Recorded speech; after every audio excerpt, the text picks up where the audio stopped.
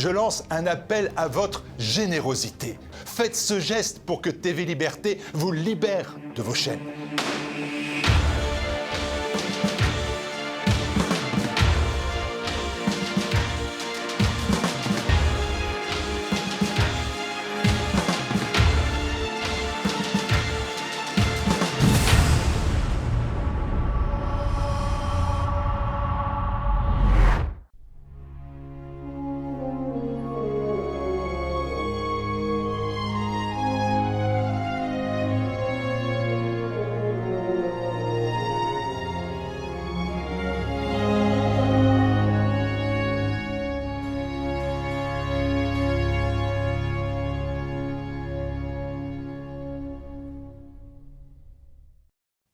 Alain Juillet, je suis très heureux, je le dis avec un grand sourire parce que c'est vrai, un peu intimidé de vous recevoir parce que vous avez le côté monstrueux, vous savez tellement de choses. Oh, ça a été... Il en reste beaucoup à apprendre. Il en reste beaucoup à apprendre, c'est vrai, mais on a beaucoup à apprendre de vous. Tout le monde sait que vous avez été directeur du renseignement à la direction générale des services extérieurs, des GSE, même vous étiez déjà quelque chose au SDEC. Oui. On va voir tout cela, et puis vous avez lancé un concept d'intelligence économique. Donc vous avez créé le service, et même créé la discipline, on peut dire, et qui est capitale pour déjouer des entreprises amies ou ennemies sur notre sol et sur notre appareil productif. Vous avez un concept qui m'intéresse beaucoup, notamment, c'est les guerres non déclarées. Ouais. On va parler des guerres non déclarées. Voilà, parce que ça, ce sont les guerres que nous déclarent pas nos amis. Alors il y a les États-Unis, sur lesquels vous êtes très lucide, ce qui n'est pas fait pour nous déplaire. Et puis même l'Allemagne. On verra comment l'Allemagne a intrigué contre le nucléaire français. Mais avec vous, on apprend quantité de choses. Quantité de choses. J'ai même envie de commencer par quelque chose, j'improvise, qui m'a sidéré. Puis, après, on parlera un peu de votre vie, parce que parachutiste, Pernod Ricard, tout ça, bah, ça me passionne. Vous m'avez appris récemment que les services secrets français pendant la Deuxième Guerre mondiale, alors on fait des trémolos sur le BCRA créé à Londres, confié à De Wavrin, alias Passy, puis ensuite au général Vibo, qui sera directeur ensuite de la DST. Oui. Mais j'ai appris que pendant ce temps, les services français restés en France sous l'autorité du gouvernement de Vichy étaient extrêmement actifs, c'est le moins qu'on puisse très malins, très patriotes, et qu'ils travaillaient pour les Alliés avec l'accord du gouvernement de Vichy. Oui. C'est passionnant. Racontez-moi ça, parce que après le 18 juin, quelques jours après, 3 ou 4 jours après le 18 juin, ils se réunissent. Si vous voulez, c'est très intéressant, parce que l'histoire de la France dans la Deuxième Guerre mondiale a été réécrite par les gaullistes après la guerre. Attention, moi je suis gaulliste. Ah mais attendez, moi j'ai une famille de gaullistes. Mais vous aussi, oui. Moi aussi, je ne peux pas nier. Mais on a raconté des bobards. Oui, on a raconté des bobards parce qu'il fallait raconter une histoire qui faisait rêver, la légende.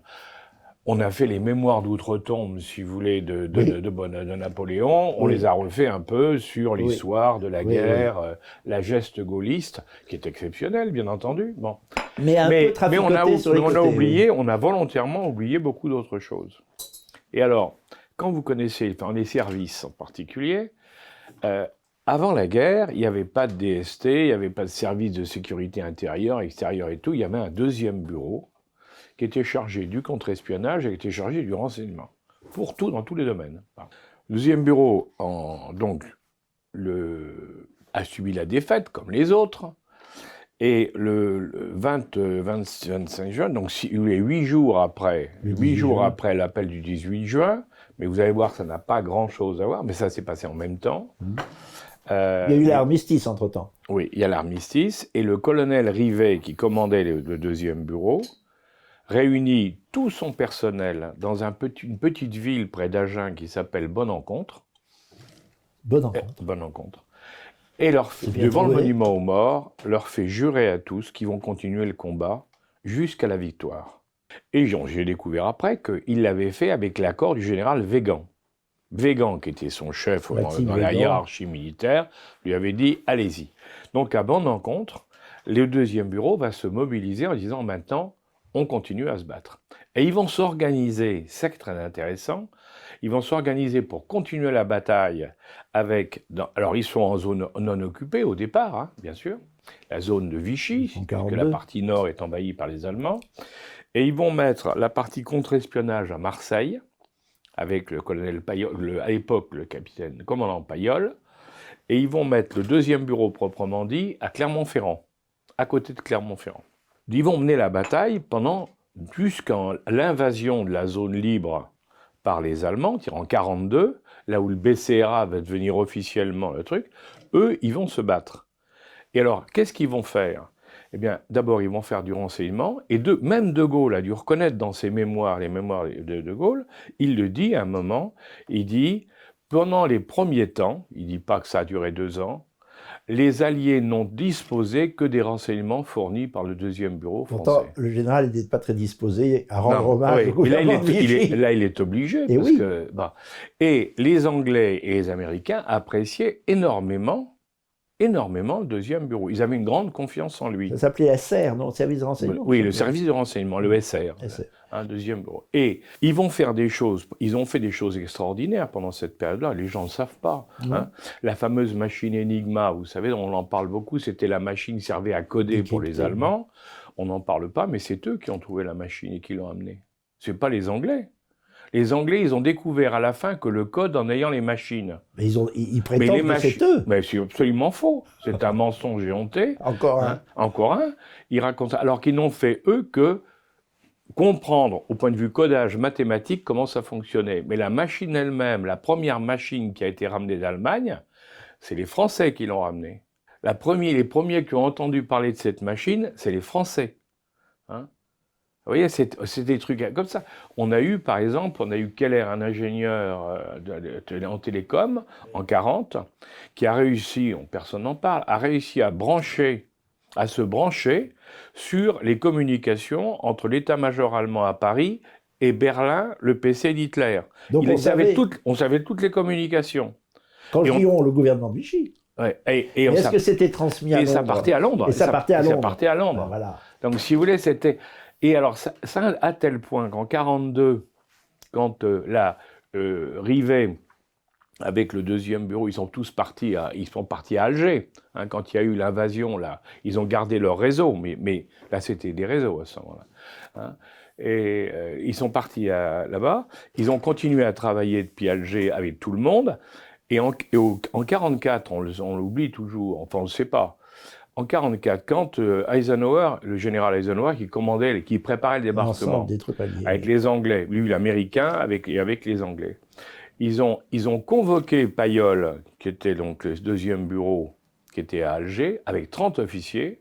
Ils l'ont convoqué à Londres en lui montrant, alors que les Français ne le savaient pas, le BCRA ne l'avait pas vu, De Gaulle ne le savait pas, ils ont montré les plans du débarquement en disant voilà, il faut activer les réseaux tout autour, là, parce que voilà, on va débarquer, voilà, il faut qu'on sache ce qui se passe et tout. C'est formidable. Et ce sont les gens du deuxième bureau qui ont fait ça. Vous voyez, alors c'est là... Sous l'autorité de Vichy, je continue à... Et c'était les anciens de Vichy. Mon clou, oui, parce que c'est intéressant sur le double bien sûr, jeu. et Rivet l'a écrit après.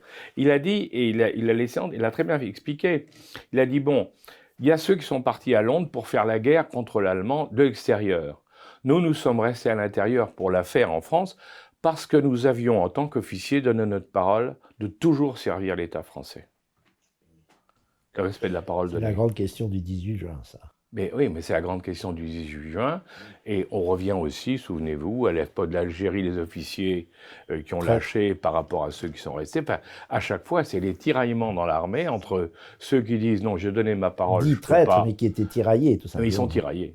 Et ça a été un tiraillement terrible. Oui. Vous voyez ? Et alors, il y a une femme aussi qui a donné beaucoup de renseignements. Marie-Madeleine Fourcade, ça doit être celle-là, non ? C'était le réseau Alliance. Oui. Mais le réseau Alliance, c'est un réseau qui a été créé en 1940, dès le départ, par Loussono Laco, Oui. Hein, Marie-Madeleine Fourcade, elle s'appelait Méric au départ, c'était la secrétaire de Loustonot-Laco, et quand Loustonot-Laco a été pris, c'est elle qui a pris le relais. C'est devenu un des plus gros réseaux de résistance français. Toute la guerre, ça a fourni des informations aux Anglais et aux Américains tout le temps. À la fin de la guerre, on ne reconnaissait pas ce réseau. C'est-à-dire que les Français qu'il se sont battus. Il n'était pas BCA ni gaulliste. Il n'était pas Londres. Voilà, il n'était pas à Londres. Alors après, quand même, Tout au ça, bout de ça veut quelques dire années, que tous il a les fallu... Français se sont battus. Voilà. Enfin, que l'immense majorité des Français n'ont pas accepté la défaite et ont Exactement. aussitôt essayé, là où ils ont pu, mais quand chacun une avec occasion ses se moyens. présentait. Et chacun avec ses moyens. Ça, c'est formidable. Et moi, c'est pas du tout dire on ne va pas diminuer les uns ni les autres. Hein. Les gars qui ont été au BCA ou ailleurs, les gars de Leclerc, c'est formidable, c'est une aventure extraordinaire. Mais il faut savoir aussi que de l'autre côté, il y en a qui se sont battus tout le temps. Et vous savez, il y a une chose qu'on oublie. Enfin, c'est là, il ne faut pas faire les comptes, hein, parce que là, on ne compte pas les morts, comme on dit. Mais il faut quand même savoir que pendant la guerre, le deuxième bureau français, il y a un mémorial qui le rappelle à Ramatuelle, près de Saint-Tropez, il y a eu quand même 352 officiers, sous-officiers, hommes et femmes, des services de renseignement qui ont été tués par les Allemands, pris, exécutés. Parce qu'il y avait des sous-marins qui venaient prendre des... Oui, alors Ramatuelle, c'est parce que le sous-marin Casabianca, il y avait plusieurs, il y avait le Marsouin, il y avait il y en avait trois. Le Marsouin, il y avait la Perle et le Casabianca qui venaient débarquer, à prendre des agents, les emmener là et débarquer tout le temps. Il y a toujours eu ces navettes. On n'a pas fini d'écrire l'histoire de la Deuxième Guerre mondiale. Ah oui, c'est extraordinaire, c'est des choses fantastiques. On a commencé au Nouveau Conservateur avec notre ami commun François Martin, d'ailleurs. Bien sûr. À gommer quelques mensonges. Oui, mais je crois qu'il faut, c'est d'autant... Parce que c'est d'autant plus beau, parce qu'on se dit, il y a eu tellement de gens formidables, il faut les saluer. Alors qu'on a tellement salué les Français. Exactement. Paxton et autres. Ah oui, mais ils ont tiré dessus, c'est une honte. C'est une façon de diminuer la France. Mais bien entendu, comme toujours. Mais on a marché. Oui, on a marché. Malheureusement, on a marché. Tout le monde, Vichy a collaboré avec l'Allemagne. Il y a un devoir de mémoire et de vérité pour dire, ne croyez pas tout ce qu'on vous a dit, il y a des choses formidables qui ont pu être faites par les uns et par les autres, des hommes et des femmes incroyables. Saluez-les, respectez-les, pensez que les gens se sont battus avec leurs moyens. Le devoir de vérité. Exactement. Le devoir de vérité. Alors, continuons. Il y a un paradoxe chez vous, je trouve, c'est que vous avez occupé, je n'ai pas tout dit parce que la liste de vos... fait beaucoup de choses. Je ne peux pas. Vous avez été enseignant, vous avez été un chef d'entreprise. On va voir ça autant qu'on le peut en égrénant votre vie. Mais vous êtes sorti de l'ombre, si on peut dire, depuis quelques années. Ouais. Et alors là, maintenant, on vous voit beaucoup dans les médias, plutôt les médias de réinformation. Ouais. En effet, il faut que les Français, les bons Français, comme on disait naguère, comme il faut continuer à dire d'ailleurs, qui veulent servir leur pays, sachent que le pire des maux qui accablent notre pays, c'est le mensonge, au fond. Oui. C'est la désinformation. C'est la fabrication de toutes pièces d'une opinion par les médias. Je sais que vous vous y intéressez beaucoup. Ah oui, je m'intéresse énormément. D'ailleurs, ça fait partie de votre métier. Ça fait absolument, ce qu'on appelle, nous, l'influence et la désinformation. C'est ça, ça fait partie de la guerre, tout simplement. Oui, oui, tout à fait. Et si nous voulons faire quelque chose pour notre pays, il faut investir dans des entreprises comme la vôtre, enfin des entreprises, des médias, ou TV Liberté ou autres, mais c'est là que se situe le premier acte de la résistance. Et c'est très intéressant. Oui, parce qu'il faut donner les moyens. Il faut donner à ces médias modernes, nouveaux, il faut donner les moyens de s'exprimer, parce qu'ils sont en concurrence avec des gens qui n'hésitent pas à écraser sous leur puissance tout ce qui existe. On entend tout le temps. Oui, c'est clair. Et alors, ce qui est bien, c'est que vous êtes sorti du bois un peu tard, mais vous avez toute votre expérience. Parce que sur Wikipédia, on dit que vous êtes complotiste. Bon. Ah oui, ça, non mais ça, là, vous voyez celle-là. Non mais ça, c'est un véritable scandale. On dit même que vous êtes un agent russe, je vous signale. Sur Wikipédia. Quand on me connaît, quand on sait, enfin, je peux pas tout dire, mais quand on sait tout ce que j'ai fait, vous pouvez pas tout dire que je suis un agent russe, c'est quand même invraisemblable. C'est dingue. Je vais vous raconter l'histoire, comment c'est parti. Voilà un bel exemple des informations. Je connais les journalistes de Challenge depuis des années, et régulièrement ils m'appellent, comme beaucoup d'ailleurs, en me disant « Vous qui connaissez un certain nombre de choses, est-ce que vous êtes au courant de ça? Vous savez qui est ?» Et en général, je leur donne les tuyaux. Il y en a un qui s'appelle Isambard. Je l'ai donc aidé un certain nombre de fois. Et je découvre, dans un article de Challenge, que j'étais classé comme pro-russe, enfin en gros, agent russe. Agent russe, hein. Alors, je suis scandalisé. Bon, j'envoie une lettre aux 2 journalistes, dont Isambard, en disant, écoutez, je ne comprends pas, parce que vous me connaissez depuis longtemps. Et vous leur rendez service. Vous savez très bien que je n'ai rien à voir avec les Russes. Et vous faites ça me paraît vraiment des affirmations pour le moins discutables. Et alors, la réponse, il me dit, oui, mais vous comprenez, il y a 2 choses. D'abord, vous avez fait des émissions sur RT, la télévision russe, en France. À quoi je lui réponds, je vous rappelle qu'à cette époque-là, le président de la République recevait M. Poutine à Versailles. Donc, et RT avait pignon sur rue. Oui, donc j'étais dans la ligne du parti, d'autant plus que à l'époque, on voulait resserrer les liens avec la Russie. Donc, vous ne pouvez pas me dire, et d'autre part, dans mon émission, je ne parlais jamais de la France, je parlais de l'international. Bon. Et il me dit, oui, mais alors, en plus, vous fréquentez des gens, des complotistes. Alors, je dis, pardon, je fréquente des complotistes. Il me dit, oui, vous avez fait une émission sur une émission avec avec l'amiral Dufourc, hein, qui est un complotiste notoire. Je dis, comment? Dufourc, il était amiral à la stratégie, à l'OTAN, à Naples, et vous dites que c'est un complotiste pro-russe. Non, mais attendez, là, on est fou. N'importe quoi. Oui. C'est n'importe quoi. Vous voyez, mais vous voyez l'amalgame. Oui, c'est bien. Donc, vous fréquentez quelqu'un, donc vous êtes comme lui. L'essentiel, c'est votre courage, parce que je ne vais pas vous déplaire, j'espère, en disant que vous avez beaucoup vécu, vous avez votre âge, vous êtes octogénaire, Absolument. Vénérable, enfin, on verra quoi vénérable aussi. Et puis, vous êtes non seulement grand-père, mais arrière-grand-père. Oui, absolument. Ouais. Combien de fois? Une fois, c'est déjà pas mal. Pour l'instant, attendez la suite. Enfin bref, vous êtes un arrière-grand-père. Ouais. C'est rare à votre âge, qui est quand même pas très Oui, avancé. pas très fréquent, oui. Et ça donne un poids extraordinaire à ce que vous dites. C'est pour ça que c'est ridicule c'est l'accusation. Parce que vous avez décidé, vous auriez pu vous retirer, mais non, vous servez le pays jusqu'au bout, et là, vous voulez dire les vérités que vous savez. Voilà. Oui, parce ça, que je crois à la vous transmission. Continuez. Je suis logique. J'ai donné des cours pendant un certain nombre d'années dans ma vie, hein, dans des grandes écoles. Partout, à Sciences Po, à l'ENA, à l'école de la dans des magistrature. universités françaises, étrangères, j'en étais partout. Oui. Hein, mais je l'ai fait parce que j'aimais bien transmettre. J'ai toujours aimé transmettre le peu que je sais, essayer de le transmettre aux autres pour qu'ils soient meilleurs que moi. Parce que c'est le but de l'histoire. Il faut que les gens il faut qu'on aide nos concitoyens et les plus jeunes à devenir meilleurs. Et quand j'ai arrêté mes activités, je me suis dit, bon, et je me suis dit, il y a une chose sur laquelle je peux être encore utile, c'est d'expliquer un certain nombre de choses, parce qu'avec mon expérience, effectivement, je suis capable d'abord d'identifier les faits. J'ai un bon réseau d'informateurs, donc j'ai des bonnes informations. Je suis capable de les recouper pour arriver à me faire une idée factuelle de ce qui se passe et tenter d'expliquer les choses de manière claire. Et puis, Alain Juillet, vous avez une boussole extraordinaire. C'est le service du pays. Ah oui, vous l'avez biberonné. Ah mais ça, oui, mais ça, je suis né là-dedans. C'est votre famille. Vous parlez de la transmission, mais vous êtes transmis d'une certaine façon. Vous avez reçu mais moi, je suis né là-dedans, moi. Mais oui. Alors, votre père était... Vous savez, mon arrière-grand-père maternel, alors, pour vous dire... Commençons par votre grand-père, si vous voulez. Mon arrière-grand-père paternel... Oui, arrière-grand-père, attendez, non, un arrière-grand-père paternel, oui, c'est ça, hein, était sous-officier puis officier de gendarmerie. Il avait fait la conquête de l'Algérie, c'est vous dire. Il est mort à 99 ans, quand même.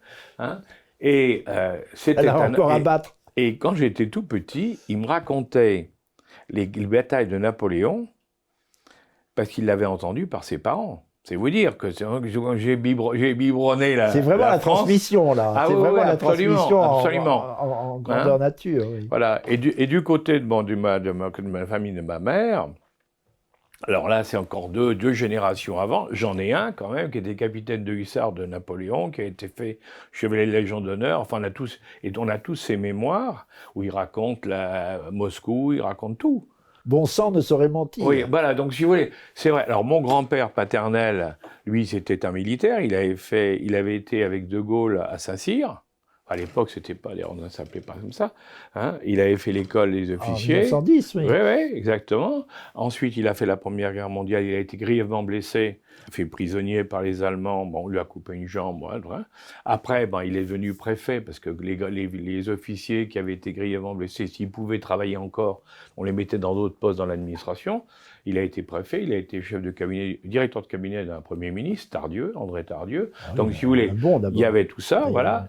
Mon oncle, Pierre Juillet, lui, il a été le conseiller... est-ce qu'on peut parler un peu de Pierre Juillet? Alors d'abord, votre père aussi était haut fonctionnaire, mon père, il a ministre été... plénipotentiaire, oui, il a été préfet de région à Limoges et à Orléans. Il a été préfet de région. Il a été aussi diplomate. Non, si vous voulez, je suis d'une famille, moi. Et le frère de votre père, Pierre Juillet, est une célébrité de la Ve République. Exactement. Il vous a transmis quelque chose, j'imagine. Vous l'avez bien connu. Non seulement je l'ai bien connu, mais c'était mon parrain. Ah oui, en plus. Et dans la famille, tout le monde vous dira que je suis celui qui lui ressemble le plus. Alors c'est très prétentieux de ma part, parce que c'est très grand monsieur. Mais c'est un très grand monsieur, mais c'est vrai que j'étais très très proche de lui. Attention, vous dites qu'on veut vous lui ressembler, mais personnage formidable, de lucidité politique, de rapidité de jugement. Il était exceptionnel. Et qui a été conseiller de Pompidou, à la fois à Matignon et ensuite à l'Élysée, puis un peu conseiller de Chirac. Oui, mais avec Marie-France Garot, ils ont fait Chirac. La politique. Ils ont fait la politique de la France et ils ont fait Jacques Chirac. C'est clair. Hein. Bref. Mais alors, vous dites que vous lui ressemblez, mais je ne crois pas, parce qu'il passe pour avoir eu très mauvais caractère. J'ai il se fâchait quand on le suivait pas. Oui, c'est ça, je crois que vous êtes beaucoup plus gentil. Non. Parce que Marie-France Garot, qui est une de nos amies communes, tout à fait. m'a dit, c'était drôle d'ailleurs, parce que quand Chirac ne faisait pas ce qu'il conseillait... Et il partait. Il allait voir ses moutons, disait Marie-France Garot. C'est le seul... Qu'est-ce que c'est que ces moutons? C'est le seul conseiller, à ma connaissance en tout cas, qui était proche donc du pouvoir. Il était avec Pompidou, importantissime, au cœur de la République. Il a été avec Pompidou, il a été avec Chirac, et quand on l'écoutait pas, lui, quand il voyait qu'on l'écoutait pas, il faisait une colère, il partait chez lui. Il prenait son chapeau et sa cape, il avait une grande cape. Sa grande cape, il posait sa cape, puis il partait.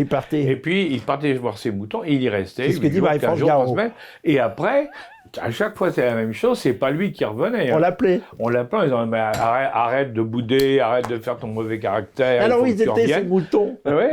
Alors, il s'occupait de ses moutons. Mais où sont-ils? À Saint-Céré, dans le Quercy? Dans la Creuse. Alors, mon grand-père paternel avait une propriété, une très belle propriété dans la Creuse qu'il avait eu achetée quand il était préfet. À l'époque, les préfets étaient très bien payés par rapport à maintenant, en rapport, je dirais, par rapport... Quand il était préfet de Limoges. Le préfet, c'est quelque chose. Hein. Et donc, mon grand-père avait acheté cette propriété dans la Creuse. Votre grand-père, le père Mon grand-père. Et il l'a donné, et dans l'héritage, si vous voulez, c'est mon oncle qui a eu la propriété. Pierre Juillet. Et il avait développé cette propriété, en particulier en faisant de l'élevage de moutons qu'il avait importés d'Écosse. Hein, vous voyez. Comme Marie-France Garot, d'ailleurs. Mais elle était inspirée par lui. Mais oui, parce qu'au départ, les moutons... Moi, je l'ai bien connue quand elle était députée, et sur les fiches d'hôtel, à l'époque, à Bruxelles, on avait le même hôtel, Marie-France Garot et moi, sur les fiches d'hôtel, elle mettait... Éleveur de moutons. Non, agricultrice. Agricultrice, c'est ça. C'était les Noirs. Oui, ben voilà. Elle avait elle a d'immenses hectares de noix dans le sud de la Vendée. Bon, bref. Et Marie-France Garot m'a décrit toujours votre oncle comme un personnage auquel il ne fallait pas trop toucher. Oui, mais c'était... Mais très lucide. Et d'une lucidité terrible. C'était un homme extrêmement cultivé, qui était un passionné d'histoire. Il lisait énormément, comme toujours. C'est ça la politique. Donc il connaissait l'histoire. Pour connaître la politique, toute l'histoire politique du monde. Vraiment, tous les grands hommes, leurs pensées, il connaissait tout. Il avait une très bonne mémoire et il avait une capacité d'analyse il fait partie des rares individus, j'en ai eu quelques-uns dans ma vie qui m'ont impressionné sur le plan de l'analyse, mais lui c'était incroyable. Et Marie-France Garot aussi vous a impressionné, non? Oui, mais c'était... Moi, elle m'a beaucoup appris, je dois dire. Il faisait une équipe très intéressante. C'était une équipe très intéressante parce que ça faisait elle parlait beaucoup. Un couple terrible. Lui parlait peu. Oui. Lui, il était tout autre Taiseux. dans la partie... il n'aimait pas qu'on le voie. Hein. Si vous voyez, on le voit pratiquement, il n'y a pas de photo où on le voit. Si on le voit une avec sa Ouais. cape de dos... Voilà, avec la cape de dos, parce qu'il a été pris comme ça, mais en général, il n'aimait pas qu'on le prenne en Invisible. photo, il n'aimait pas qu'on le voie, il aimait rester en arrière. Déjà les services secrets, presque. Ouais, ouais. Ah bon, oui, d'ailleurs, il a été à un moment. Hein. Oui, ah bon. Ouais. Ouais. Et elle, par contre, c'était celle qui était devant, parce qu'elle aimait bien prendre la lumière, comme on dit. Hein. Oui, et puis elle n'avait pas peur. Hein. marchait Elle n'avait vraiment pas peur. Elle loupait pas les gens quand il s'agissait de leur dire leur cas de vérité. Ça ne Seigneur. l'impressionnait pas du tout. Donc c'était une équipe très intéressante. Et qui ont Moi, fait j'avoue, Chirac, comme vous dites. Et puis après, ils ont perdu la maîtrise, hélas. Dans les Oui, années oui, 80, mais je crois que ça a été bon à l'époque. Quand on regarde l'histoire, bon, après l'appel de Cochin, là, quand vous savez, quand Chirac a eu un accident de voiture, voilà, en Corrèze. le Thon, en Corrèze, il a glissé sur une plaque de verglas. Bon, il a été accidenté, il a été mis à l'hôpital. Et à l'époque, ils lui ont fait faire il avait préparé pour lui une déclaration qui était évidemment anti-giscardienne, ça c'est clair. Oui, et très anti-fédéraliste aussi. Oui, mais exactement. Mais derrière Giscard, c'est ça. Derrière Oui, c'est Giscard, c'était l'Europe qui était visée, Oui. le système européen dans lequel on allait. Hein, et les collègues, ils étaient vraiment contre. Et ça a été, je pense que moi, quand on voit maintenant ce qui se passe, C'était la vérité. ben, il avait raison. Il faut désignait relire. les États-Unis d'ailleurs. Ouais, il faut Derrière relire, l'Europe, il désignait déjà la main des États-Unis. Mais exactement. Dans le donc, discours de c'était Cochin, clair, hein. l'appel de Cochin. Exactement. C'était très clair. Donc, ils avaient raison. Une fois de plus, à long terme, ils avaient raison. Mais à l'époque, c'est vrai que Madame Chirac, qui ne pouvait pas voir Marie-France Garot, hein, Elle avait peut-être quelques raisons. vous savez, avec le président Chirac, de toute manière, Tout est possible. tout est possible. Hein, et tout était possible. Mais c'est sûr qu'elle ne pouvait pas la voir. Et elle en a profité. Elle a profité en disant, mais comment tu as pu signer un truc pareil? Ce sont des affreux. Et du coup, elle a réussi, c'est la première fois, elle a réussi à pousser son mari à lâcher ceux qui étaient ses conseillers. Et puis, c'était le prélude à une élection européenne, déjà, la première d'ailleurs, c'est en 1979. Et le RPR à l'époque n'a pas fait un gros score, ils ont fait 15%. Non, pas du tout. Donc Chirac s'est dit, je ne peux pas continuer sur cette ligne nationale. Chirac à l'époque, et puis il avait et après appris sont beaucoup. arrivés Juppé, Balladur, etc. Et puis je vais vous dire une chose, et bon, Chirac quand Pompidou, ça c'est sûr, a dit à mon oncle et à Marie-France Garot, occupez-vous de Chirac, on va en faire un Premier ministre, il ne parlait pas de président, hein. Donc, ils ont commencé à lui faire des postes de ministre, ministre de l'Agriculture, l'agriculture, c'est très formateur, l'agriculture. Parce que l'archaïque. Ben oui, mais à l'époque, c'était un poste très important, un poste stratégique, toujours, parce qu'une bonne partie de la France était intéressée par ça. Et il a fait l'intérieur, ils lui ont fait faire une progression, si vous voulez, dans les ministères pour le préparer à être Premier ministre. Avec l'accord de Pompidou. Avec l'accord de Pompidou qui poussait derrière, parce que Pompidou disait, celui-là c'est le meilleur, on va en faire un Premier ministre. Il faut un successeur. Oui, c'est arrivé à un certain moment, Chirac, il avait suffisamment acquis d'expérience, et il a dit, maintenant je prends ma liberté. Normal. Même si eux l'ont pas apprécié, ni mon oncle. Vous l'avez bien connu, Chirac? Très très bien. Il m'aimait bien, il m'appelait Alain, moi. Il m'appelait Alain, moi. Oui. Pour vous confier le renseignement, il fallait avoir confiance en vous, parce que c'est un des postes les plus névralgiques de la République. Mais ils avaient grande confiance en moi. Et vous êtes très enraciné aussi. C'est très intéressant, votre oncle, Pierre, qui était au sommet du pouvoir dans les couloirs, mais très près. Puissant. Et qui garde le contact, comme Marie-France Garot d'ailleurs, elle avec la Vendée s'est noyée, et sa culture de noyer, précisons les choses, et lui avec ses moutons dans la Creuse. Vous êtes resté enraciné aussi, vous êtes resté... moi, vous sentez très... Quercinois, Lotois un peu? Ah oui, absolument. Moi, je me sens très Lotois, je suis très fier. Je suis dans un petit village à côté, j'habite un petit village à côté de Saint-Céré, dans le nord du Lot, à côté de Rocamadour, pour les gens qui... Rocamadour, au nord de Figeac. Au nord de Figeac, Rocamadour, Padirac, le groupe de Padirac, Rocamadour, le pèlerinage à côté. Pas très loin du Cantal. Ah ben, pas loin du tout. Je suis à 40 km du Cantal, 40 km de la Corrèze. De la Corrèze, oui. Je suis dans l'Auvergne. Oui. Je Je suis la pointe de l'Auvergne. Le Quercy, vous savez, cette partie-là, c'est presque la pointe de l'Auvergne. C'est pas l'Auvergne, hein, mais c'est juste à côté. Hein. C'est cette partie merveilleuse de la France qui est c'est une coin magnifique. Alors moi, j'adore ce coin parce qu'il est beau. Il y a le Rouergue au sud, le Tarn. Ben oui.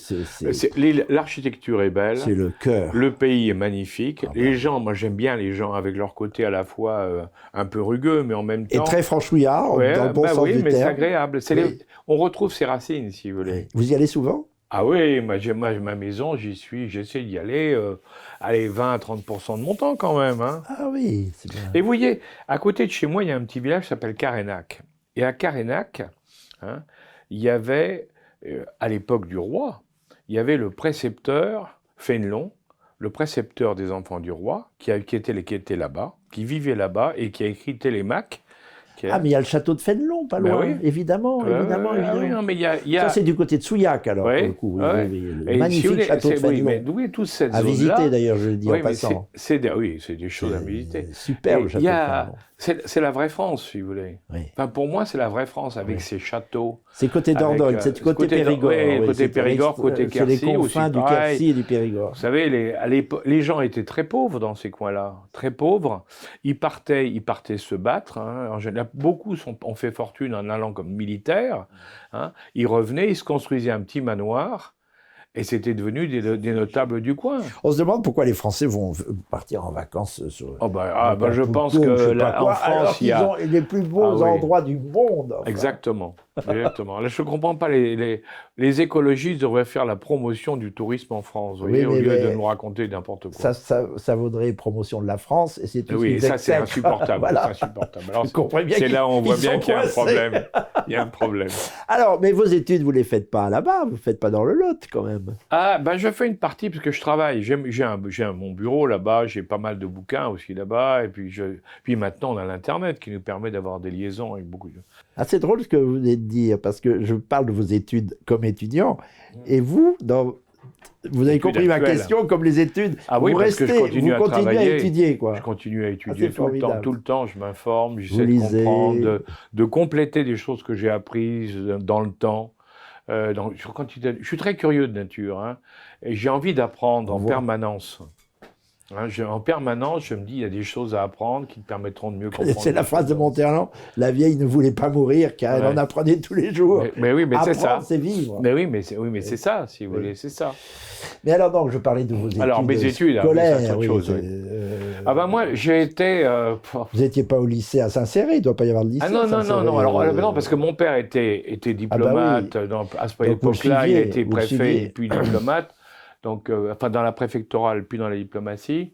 Donc, moi, je voyageais, si vous voulez. Alors, quand j'étais gosse, j'ai été en Algérie, j'étais à Constantine avec mon père, j'ai été au Brésil. Ça, c'était une aventure à l'époque, dans les années 52. En 52, j'étais au Brésil. Quel Brésil? Rio ou les deux, j'ai fait Rio et Sao Paulo. Et j'étais au lycée à Sao Paulo j'ai passé un an au lycée à Sao Paulo. Vous voyez? Donc ça, c'était sympa. Et vous passez votre bac à Barcelone? Ah oui, parce qu'après, justement, mon père a été... Alors, il est revenu en France, et puis à un moment, on est parti à Barcelone. Mon père était consul général à Barcelone, et j'ai passé mon bac à Barcelone. Très jeune, je crois, d'ailleurs, non? J'avais un peu moins de 15 ans, oui. Vous avez été bachelier à 15 ans? Oui. Oui, mais je n'étais pas un grand travailleur. Mais il y avait quelque chose quand même. C'est la soif d'apprendre. Vous savez, j'étais à l'époque... Quand on aime apprendre, on apprend vite. Oui, mais voilà, j'apprenais vite, et d'une part, et d'autre part, parce que j'ai bien vécu, moi, Barcelone, j'ai vraiment bien vécu, c'était une vie formidable. À l'époque, contrairement à ce qu'on peut croire, sous Franco, vous étiez très libre en Espagne, sauf si vous parliez de politique. On faisait ce qu'on voulait en Espagne, sauf si on parlait de politique. Alors là, par contre, les problèmes commençaient. Et donc, vous voulez parler de politique contre Franco. Contre Franco, bien sûr. Ah ben non, si vous étiez pour Franco, il n'y avait aucun problème. Vous savez que le dernier voyage du général est une visite à Franco, quelques mois avant de mourir. C'est le dernier acte public du général. Il est allé passer, je crois que c'était en juillet, plus d'un mois. Il a rencontré, en Espagne, il a rencontré Franco. Il lui a dit, vous avez été positif pour l'Espagne. Mais oui. Ça a rendu Malraux fou de rage. Mais non, mais il avait raison. Mais c'était il avait raison. Franco, le général disait, de Franco disait, il a évité de mettre son pays dans la guerre, À l'époque, il a rendu service. Il a rendu service hein. à tout le monde, parce que si l'Espagne avait été en guerre avec l'Italie et l'Allemagne contre nous, le problème n'aurait pas été le même. Hein. Oui, et puis l'Allemagne passait par l'Espagne, prenait l'Afrique Exactement, du ils pouvaient Nord. aller partout. Non, et c'était nous couper de nos catastrophique. bases. C'est catastrophique. L'armistice, de ce point de vue-là, je parle en gaulliste, n'a pas été inutile. Ah non, mais bien sûr. Ça fait partie des ambiguïtés. Non, mais ça a permis de la d'arrêter question. Et oui. Et après, alors, Franco a ses défauts et ses qualités, mais après, il a modernisé l'Espagne, qui était un pays très pauvre. Hein. Moi, je me souviens à l'époque, on l'appelait Paco la grenouille, hein, sur le son en espagnol, Paco la rana, hein, parce qu'il construisait des barrages partout. Alors, non, il est fou. Mais non, il n'était pas fou, parce que ça mettait de l'eau dans un pays sec. Ça mettait de l'eau, et ça permettait d'avoir l'électricité. Donc, si vous voulez, il construisait les infrastructures du pays. Et les gens que l'on crée, on a fait de Franco un Alors, dictateur. on en a fait un affreux, mais il n'y avait pas que ça, si vous voulez. Alors, je ne dis pas que Franco, il n'y avait pas des trucs Il terribles. fallait faire attention à ce qu'on disait, quoi. Et voilà. Ouais. Et donc, j'ai passé une très bonne époque là-bas. Et c'est vrai, moi, j'avais un avantage, j'ai toujours eu un avantage, c'est que je travaille vite et je retiens bien. Enfin, Bachelier à 14 ans, Oui. c'est incroyable. Mais comment le professeur écoutez, vous faisait monter de... À 15 ans, j'avais 15 ans quand je suis parti à Paris. Eh oui. Comme étudiant. Très jeune. Pourtant, vous n'avez pas fait... Enfin, vous avez fait... après, j'ai rien fait. 60 ans d'études, mais sur le moment, l'université, ça ne vous a pas pris des années. Mais non, parce que quand je suis arrivé à Paris, mon père était diplomate, donc il était à Barcelone. Il m'a envoyé à Paris. J'avais une chambre de bonne, sympa, j'avais pas beaucoup d'argent. Vous avez fait la fête? Bon, j'ai fait la fête. Alors, en plus, je jouais de la guitare. À l'époque, c'était pas... Ah, vous jouez de la guitare? Ouais. À l'époque, c'était pas comme aujourd'hui, si vous voulez. À l'époque, c'était très nouveau. Donc, j'étais invité partout pour jouer de la guitare, leur faire chanter des trucs, c'était sympa. Et comme ça, et moi, je complétais en plus, comme mon père m'envoyait pas beaucoup d'argent, je complétais mes ressources en jouant de la guitare, dans les cafés, partout. Et puis... Mais à 18 ans, c'est 1960. Oui. Vous n'êtes pas parti en Algérie? Ah, non, justement, parce que c'était pas 18 ans. À l'époque, c'était 20 ans. Ah, c'était 20 ans. Ouais. Donc vous avez échappé, puisqu'en 62... Non, alors justement... Vous avez 20 ans en 62. Oui, mais je me suis préparé quand même, parce que je faisais des études, j'ai fait du droit, j'ai fait des lettres, mais en réalité, je ne faisais pas grand-chose, je faisais la fête. J'étais bien heureux, ça. Je suis passé de bons moments. Et à un moment... C'est quoi la fête? C'est des boîtes de nuit? Ah bah oui, comme je jouais de la musique guitare, en plus. Alors les boîtes de nuit, les filles, le truc, c'était la belle vie. On n'avait pas d'argent, mais on s'amusait bien, quoi. Oui. Bon, c'était la bohème, si on peut dire. Et puis c'était une France qui était en pleine montée de sève, qui reprenait vie. Et puis exactement. Après, il y a eu en 58... c'était l'élan de la Ve République qui a redonné un cap à la France. Exactement. Et puis la France marchait très bien à l'époque. Hein, donc ça redémarrait bien, si vous voulez. Bon, après 58, hein, ça repartait. Hein, ça repartait. Mais même sous la Ve République, il s'est passé beaucoup de bonnes choses. Ah non, mais... Et alors, quand il y a eu... Enfin, passons. Et moi, donc, à un moment, j'étais à Toulouse, j'étais étudiant à Toulouse. J'étais étudiant à Paris. Je ne faisais pas grand-chose, c'était pas terrible. Je suis parti à Aix-en-Provence. Là, c'était le pied, parce que Aix-en-Provence était encore une ville étudiante. 50% d'étudiants dans la ville, c'est pas comme aujourd'hui. Hein. La moitié? La moitié. Donc les étudiants dominaient la ville, si vous voulez. C'était extraordinaire. Alors là, puis la ville est formidable. Ah ouais, c'est une belle ville en plus, c'est magnifique. Formidable. Donc là, j'ai passé de grands moments. Et puis après, je suis parti à Toulouse. Oui, et là, en même temps que je faisais mal mes études, j'ai fait une PM para. Je voulais voir. J'avais envie de faire du parachutisme. Et alors là, ça dure plusieurs années. Et alors là, je me suis...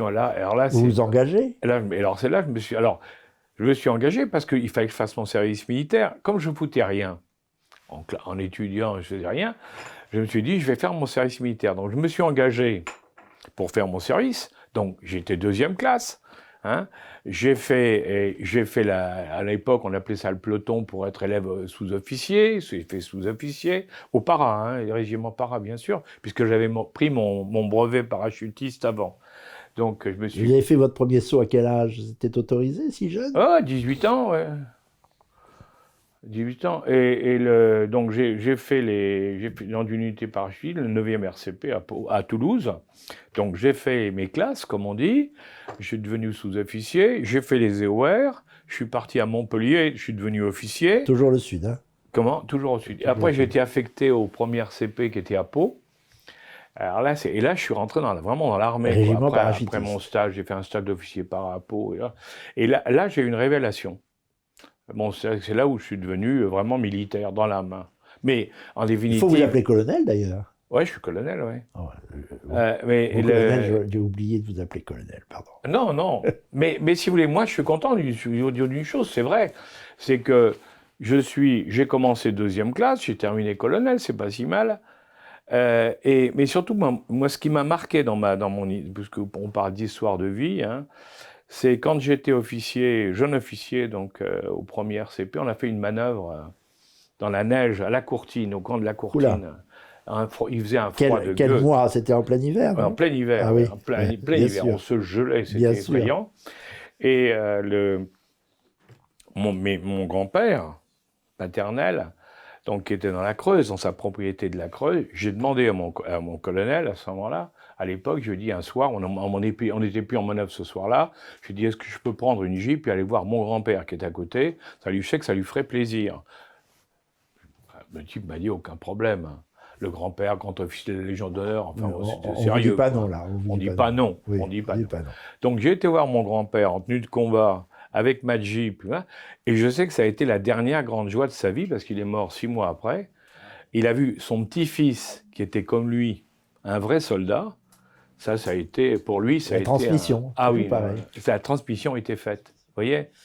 Mais alors, je ne sais pas quand commence, mais peut-être que vous ne le direz pas, la grande glissade, si on peut dire, vers le renseignement. Là, c'est l'armée. Ouais. Les paras, dans les années 60, on peut dire. Oui, bon, tout à fait. Début des années 60. Ouais. La guerre d'Algérie est terminée. Ouais. La Ve République prend son essor. Ouais. Vous auriez pu faire n'importe quel métier, en réalité. J'ai l'impression que vous auriez pu être magistrat, vous auriez pu être avocat, vous auriez pu être énarque. Pire encore, énarque. Ouais. Pire encore. Mais là, vous faites un autre choix. Mais alors, franchement, je n'ai pas compris, là. J'ai beau regarder votre vie. Quel est ce choix? Le choix, c'est le renseignement ou l'entreprise? Parce que vous avez dirigé des entreprises à foison après. Mais... Non, le choix au départ, c'est le renseignement. C'est l'action. C'est ça. Service action, vous avez fait ça au service d'action. Service action. C'est-à-dire que si vous voulez, quand j'étais au premier régiment de chasseurs parachutistes, bon, j'ai plein de copains, j'ai encore de bons copains qui étaient comme moi, je me suis dit, dans le fond, chez les parents, on fait la guerre, mais il y a encore plus fort, c'est le service action. Service action, tout petit, tout seul ou en groupe et tout. Et là, je pense que j'ai été influencé par des gens que j'ai connus, par mes parents, par mon oncle, par ma famille, des anciens résistants, des gars qui avaient fait le BCRA et autres, et qui m'ont raconté des choses. Et qui vous ont éveillé Et ça m'a éveillé. Alors mon oncle avait été aussi, mais il n'en parlait pas, lui. Alors, Pierre Juillet, mais il n'en parlait pas. C'était un taiseux, alors, de toute façon. Mais il y en a d'autres qui m'en avaient parlé vraiment. Et surtout, j'avais eu quelqu'un que j'ai retrouvé après, qui était dans cette mouvance, c'était de Maranche. Le fameux Alexandre de Maranche, qui a été le patron des services après. Hein, le SDEC à l'époque. Comment? Au SDEC, oui, c'est le SDEC. Hein. Tout Giscard. Et alors moi, quand j'étais au premier RCP, au bout de quelques temps, au bout de 2 ans, 1 an et demi même, j'ai dit je voudrais aller au service action. Alors les types m'ont dit, les militaires, c'était très mal vu chez les militaires. Service action, c'était un truc à part. Donc on m'a dit tu vas pas sacrifier une carrière, tu fais une carrière tu commences très bien. Tu es vraiment regarde ce que tu fais et tout, tu vas pas partir chez Elocteux, en gros, c'était ça, quoi. Bon. Et j'ai vraiment insisté. Là, mon oncle m'a aidé, parce que c'est le seul qui m'appuyait là. Hein. Dans la famille? Ah oui, parce que les autres disaient, tu vas pas quitter quand même, tu es dans une unité de alors combat. Que tu pourrais être préfet, ministre, député, tu vas pas tout, partir, quoi. Tu vas pas faire ça. Et j'ai dit, si, moi je veux y aller. Et donc, mon oncle m'a aidé, effectivement, je suis arrivé au service action, où là, j'ai découvert que j'adorais ça, quoi. C'était mon truc. Le renseignement. Le renseignement, l'action, l'action dans des secrète. conditions, l'action secrète, hein, dans des conditions très compliquées, tout ça. Et là, ça m'a passionné. Et très jeune, on vous confie des missions dangereuses déjà. C'est dangereux d'être Non, dans le service non, action. mais c'est pas dangereux. Si on les prépare bien, c'est pas dangereux. Non, le risque est très calculé. Hein, faut pas croire non plus. Hein. Et surtout, mais si vous voulez, ce que je trouvais, ce qui en plus était formidable, c'est que j'ai rencontré là-bas des gens extraordinaires. Certains qui étaient des types extraordinaires. Des serviteurs. Ah oui, des grands serviteurs de l'État, des gens qui étaient prêts à jouer vraiment leur vie mais pour la France, pour l'État, enfin vraiment c'est ça quoi. Et je me suis dit ça c'est vraiment un monde que j'aime quoi. C'était mon monde. Tout pour l'État. Oui, tout pour la France. Pas l'État, la France. Tout pour la France. Enfin, on évite tout pour la République, c'est déjà ça. Ouais. Oui, mais la République, c'est fait partie de la France, si vous voulez, mais pour moi, c'est le pays, quoi. Oui, c'est un mot qui ne veut plus dire grand-chose. Non, voilà, exactement. C'est pour ça que c'est tellement galvaudé aujourd'hui qu'on ne peut pas dire... Alors, tout pour la France, magnifique, voilà. magnifique réponse. Et là, j'ai eu la chance d'avoir, effectivement, j'ai connu des gens fantastiques, méconnus ou mal connus ensuite. Il y en a un, on a beaucoup parlé à une époque avec les procès qu'il y a eu, c'est Rondeau, Philippe Rondeau. Philippe Rondeau, oui. Bon, on a commencé grand ensemble. Serviteur de l'État, lui aussi. On a commencé ensemble. On a continué toute notre vie ensemble. Toute notre vie, on est restés amis, et très amis, et quand il a eu ses problèmes... Grand connaisseur du Proche-Orient. Oui, exactement. Moi, j'ai rencontré en Égypte, l'ambassade de France en Égypte. Philippe, il était impressionnant, ce personnage. Même quand il était poursuivi par tout le monde avec les histoires de Claire Stream et autres, moi, je continuais à le voir, à discuter avec lui, à l'aider et tout. Un type extraordinaire. Il y en avait un autre qui était notre patron, qui était un type fantastique, le général de Marolles. Pour moi, le meilleur agent français qu'il y a eu depuis la guerre, quoi. Un type extraordinaire, hein, avec une capacité géopolitique. Alors là on voit des gens qui mélangent l'action et la géopolitique. Il faut le faire. Et ça, il est exceptionnel. Donc on avait des gens comme ça.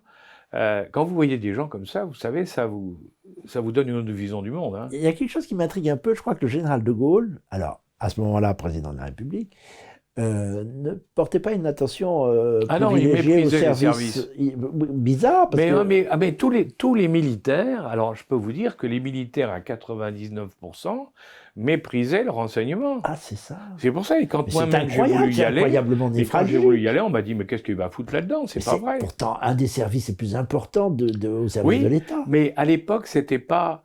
Si vous voulez, c'était utile. Voilà, c'était utile, on savait qu'il en fallait, hein. On avait besoin d'un service action, on avait besoin de chars, vous savez, on avait besoin de renseignements, mais c'était mal vu, c'était pas bien vu.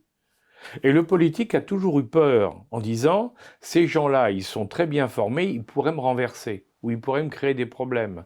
Ils s'en méfiaient comme de la peste. Et oui, ils s'en méfient toujours. Oui. Oui, ils s'en méfient toujours, ça n'a pas changé. Dans certains pays, il vaut mieux qu'ils s'en méfient d'ailleurs. Oui, ils n'ont pas tort, ils n'ont pas totalement tort. Il y a quelques mois. Ah non, mais ils n'ont pas totalement tort. Hein. Ils n'ont pas totalement tort. Là s'ouvre une autre page de votre très riche histoire. Vous vous engagez dans de très grandes entreprises que vous finissez par diriger. Il y en a plusieurs. Il y a Pernod, il y a Suchard. Oui. Vous êtes au sommet. Et puis, là encore, l'Union laitière normande. À un moment, on vous trouve président de France Champignon. Enfin, il fait plein de trucs. Extraordinaire. Alors là encore, on ne peut pas énumérer. Mais est-ce que c'était des couvertures? Alors, au départ... Parce que vous ne quittez pas le renseignement. Ah, jamais. Tout en étant chef d'entreprise. Absolument, ça oui. Mais au départ, si vous voulez, mon départ des services et de l'armée, mon départ officiel, si vous voulez, ça a été quand, après l'affaire Ben Barka, le général de Gaulle était convaincu que nous étions coupables, le service action, le service était coupable d'avoir monté l'affaire Ben Barka. Ce qui est maintenant prouvé que c'est archi faux. C'était pas du tout le SDEC qui avait monté ça. C'était les Marocains. C'était les Marocains, Oufkir, avec Edlimi, qui a été d'ailleurs Oufkir Edlimi, qui avait monté ça, avec l'aide d'un rack correspondant qui était des gars de la préfecture de police de Paris. Donc pas les services. Non, rien à voir. Il y avait un correspondant du service, c'était un gars qui était à l'aéroport d'Orly, qui avait servi sur un petit morceau de l'histoire. À cause de ça, il nous en a voulu à mort. Je pense que parce qu'il cherchait une occasion de reprendre en main le service, il trouvait qu'il y avait trop... À l'époque, les gaullistes trouvaient qu'il y avait trop de socialistes à Ousdek. C'est l'héritage de la 4e, Oui. ça. Oui. Et en réalité, c'est pourquoi, je peux vous raconter l'histoire, elle est énorme. C'est que quand il y a eu la fin de la guerre d'Algérie, quand De Gaulle est arrivé, il y avait l'OAS. Et il y a, à l'époque, le général commandant le SDEC s'appelait Grossin. C'était un socialiste, hein, mais qui avait fait une guerre magnifique et tout, un homme de renseignement, très bien. Et De Gaulle l'a convoqué, il lui a dit « Vous allez mettre vos officiers du SDEC pour aller chercher les OAS partout. » Et Grossin a dit « Jamais, moi, officier français, je n'enverrai des officiers français contre des officiers français. » Alors Grossin a été viré, ça ne vous étonnera pas. Mais et De Gaulle a dit... Pourtant, il s'est très bien comporté. Oui, il s'est très bien comporté. De Gaulle a pénalisé ensuite tous les gens du service. Il y a eu une grande purge. Moi, on m'a dit, tu ne peux plus rester au service parce que tu fais partie des gens de l'action. Les gens de l'action, EOR, enfin à l'époque, Orsa, on appelait Orsa, officier de réserve en situation d'activité, hein, tu ne peux pas rester. Donc, il faut que tu partes dans un régiment normal. Et moi, je leur ai dit, vous êtes gentils. Moi, tous les matins, aux couleurs, saluer le drapeau et faire du maniement d'armes, non. C'est pas mon truc. Moi, ce qui m'intéresse, c'est l'action. Donc, je pars. Je suis pas le seul, on est parti à plusieurs. Hein. Ah, voilà. Et j'ai été recruté chez Ricard, parce que le père Ricard, je l'avais rencontré il y a 5 ans avant avec mon père, un jour, dans un déjeuner chez mon père. J'avais rencontré Ricard, qui m'avait dit « que vous faites ?» Ah ben, je suis militaire, parachutiste, je fais un peu de tout. Vous ne parlez pas du renseignement à ce moment-là? Non, pas du tout. Moi, je parlais commando, force spéciale, si vous voulez. Paul Ricard. Ah, Paul Ricard. Et Paul Ricard me dit « Ah, c'est bien ce que vous faites. Si un jour vous quittez l'armée, venez me voir. » Et moi, innocent, je quitte l'armée, je l'appelle, je dis « Voilà, monsieur, je vous ai vu il y a 5 ans, vous m'avez dit... » Je suis là. Il m'a dit, allez voir mon directeur général et on va voir ce qu'on peut faire de vous. C'était Pasqua. Ah, mais vous l'avez rencontré très tôt alors. Mais bien sûr. Alors j'ai failli vous poser une question, alors du coup je vous la pose. Oui, voilà, c'est comme ça que j'ai commencé. Vous dites... dans le privé. Le service de renseignement refuse pour chasser l'OS. Oui. Mais est-ce que c'est pas ça l'origine du SAC? La création du service d'action civique. C'était pas fait pour suppléer. Alors, le SAC avait été créé à côté. Alors, le SAC avait été créé effectivement par les gaullistes. Contre l'OAS. Contre l'OAS. Et donc, c'est clair. Dont Pasqua. Ah oui, bien sûr. Il y avait Pasqua, il y avait le Marchand, il y avait toute une série de gens qui étaient très mouillés pour diriger le SAC, qui était une officine gaulliste contre l'OAS. Pourquoi? Probablement parce qu'en particulier, il y a du légat ne voulait pas le faire. Et ben voilà, c'est bien ce que je dis. Alors il y en a eu 2 ou 3 qui ont fait des mauvais coups, qui ont accepté de travailler pour les gaullistes dans le cadre de la lutte anti-OS. Et ces types-là, après, ils ont été définitivement dans l'armée, ils ont été rejetés par tout le monde. Hein. Tout le monde a dit c'est des traîtres. Voilà. Bon, voilà. Et moi, je pars, donc je suis avec Pasqua. Voilà devant Pasqua. Voilà, je suis recruté, mais j'avais rien, moi, je savais rien faire. Mais à ce moment-là, Pasqua non plus ne savait pas que vous étiez déjà un peu un pied dans l'enseignement. Non, Pasqua, il me savait simplement que j'étais... Il l'a su plus tard. Il connaissait par contre bien mon oncle, et pour cause. Eh bien, évidemment. Voilà, évidemment. Donc il y a eu un côté sympathique, et surtout, moi, je vais voir ce qui est marrant. Et Marie-France Garot. Oui, alors il y a fait. Mais ça, je me souviendrai toujours. Le conciliabule au Parlement européen.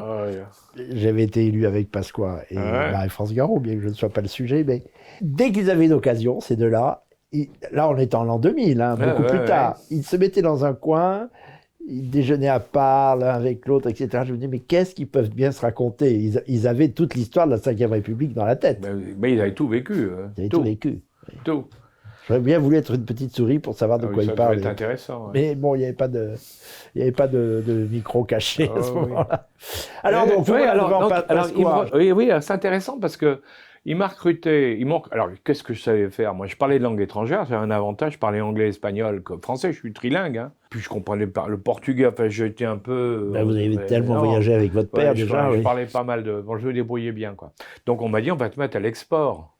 Évidemment, tu vas être à l'export. Je me suis retrouvé inspecteur export.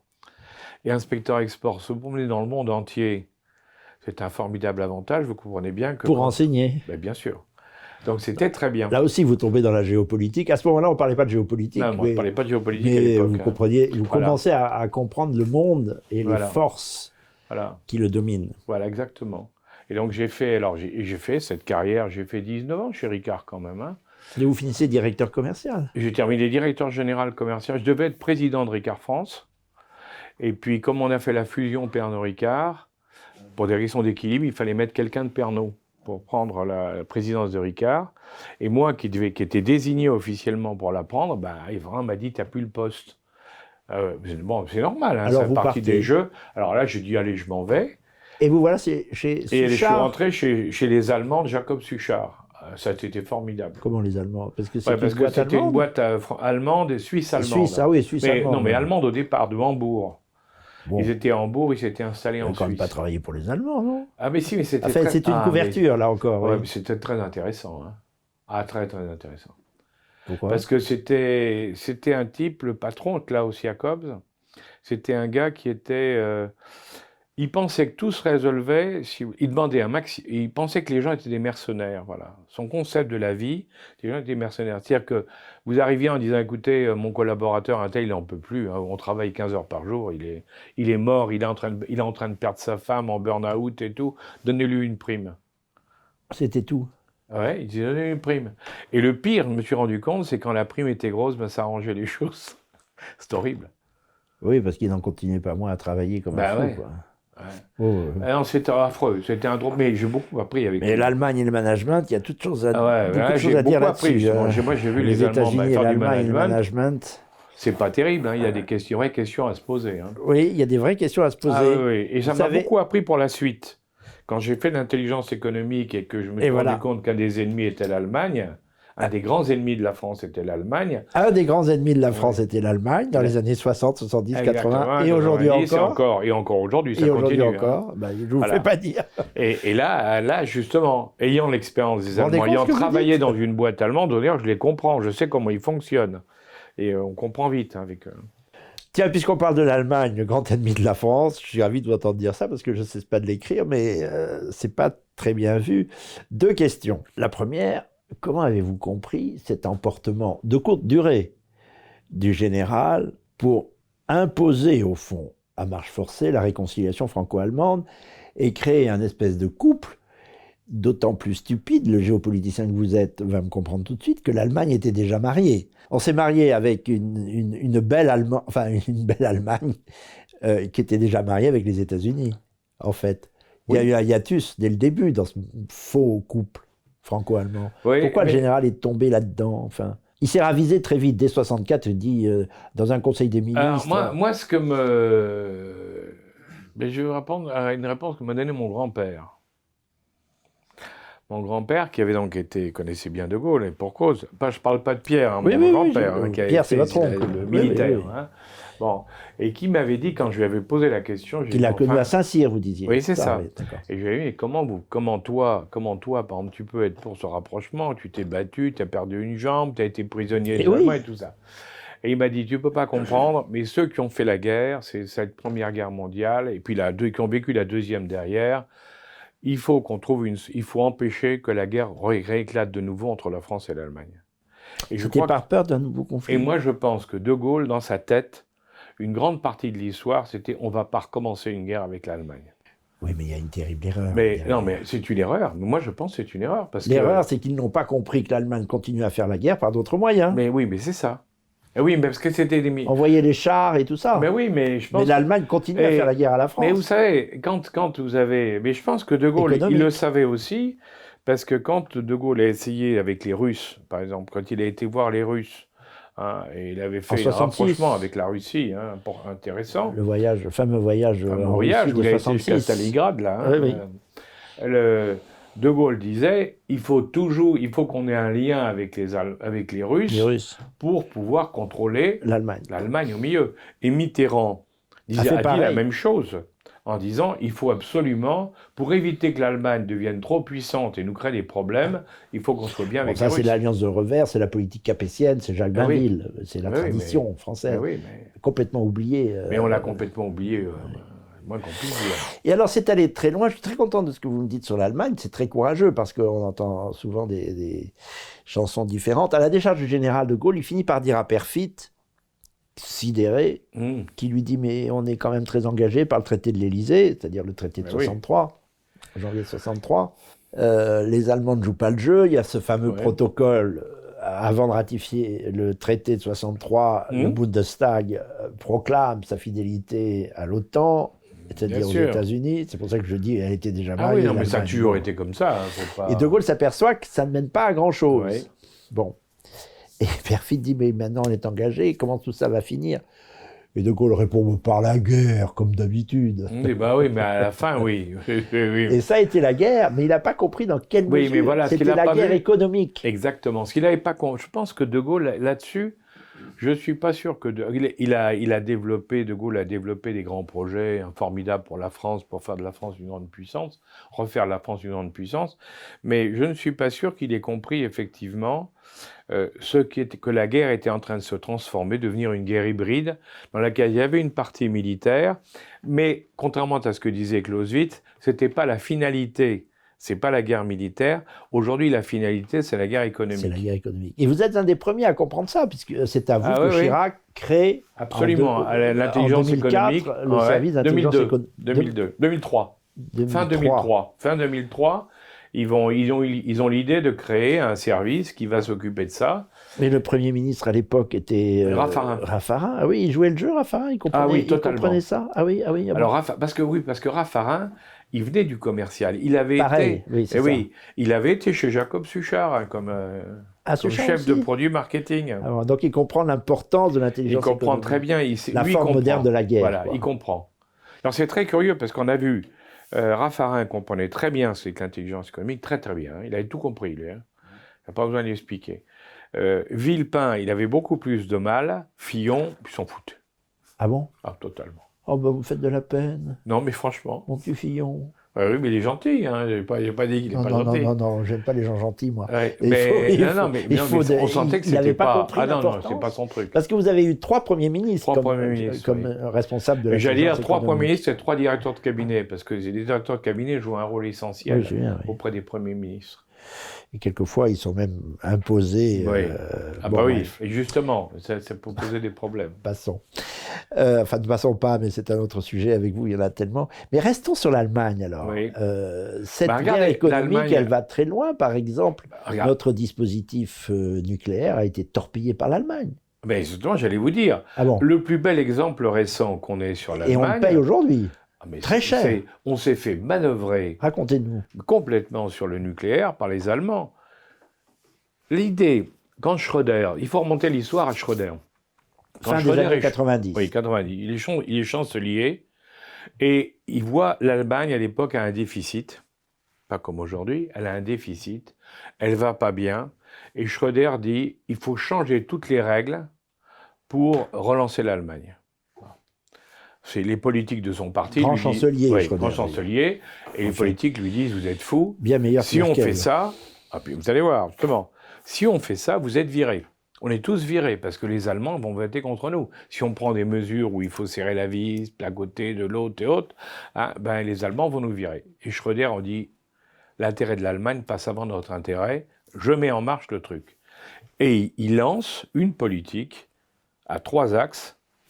Les énergies avec la Russie, la défense avec les États-Unis, l'économique avec la Chine.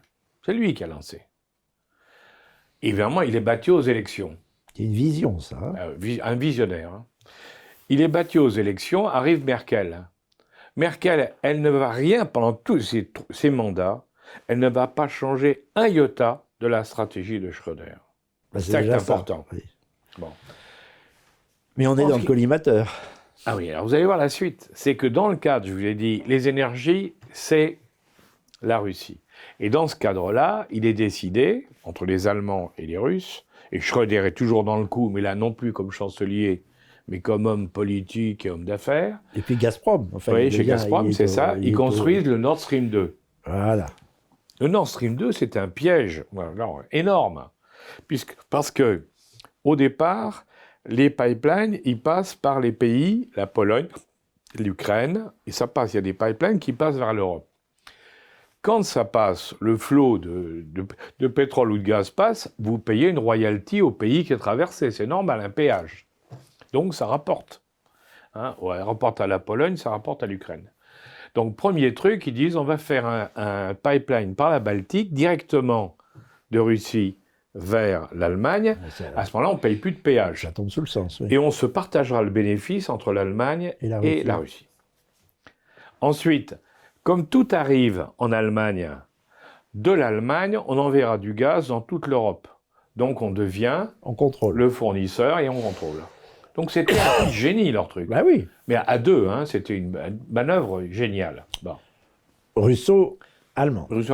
Les Allemands ont un problème, c'est que le gaz c'est bien, mais en France il y a le nucléaire. Le nucléaire il est moins cher et on peut en vendre partout. Donc ça casse cette idée de monopole des Allemands.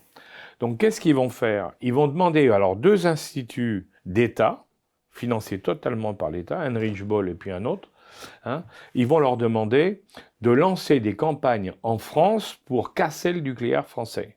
On a toutes les preuves. Et comment ils vont le faire? On a toutes les preuves? Oui. Ils vont financer des ONG, ouais, et ils vont financer des ONG. Alors là, c'est facile, vous voyez les ONG qui ont été anti-nucléaires en France, elles sont financées par les Allemands à travers les 2 instituts pour démolir le nucléaire français. Et on va avoir en France des gens qui vont jouer dans le cadre écologique cette politique-là. La plus célèbre, c'est Mme Voynet. Hein. Voynet s'est vantée dans une interview qu'elle avait reçu l'ordre de son Premier ministre de lutter pour imposer le nucléaire au niveau européen. Et elle dit, je me suis retrouvé le ministre allemand de l'économie, on a fait copain-copain, et on s'est mis tous les deux d'accord pour démolir la proposition française. Elle l'a raconté. Elle était ministre du gouvernement français. Elle était ministre du gouvernement français. Elle l'a raconté. C'est de la haute trahison, il n'y a pas de terme. Hein. Elle l'a raconté, donc moi là, c'est plus j'invente pas, c'était des interviews là-dessus. Mais c'était du temps de Hollande alors. Ouais, avant, c'est même avant. Parce qu'elle a été ministre. Je ne sais plus quand elle a été ministre, mais c'était, si vous voulez,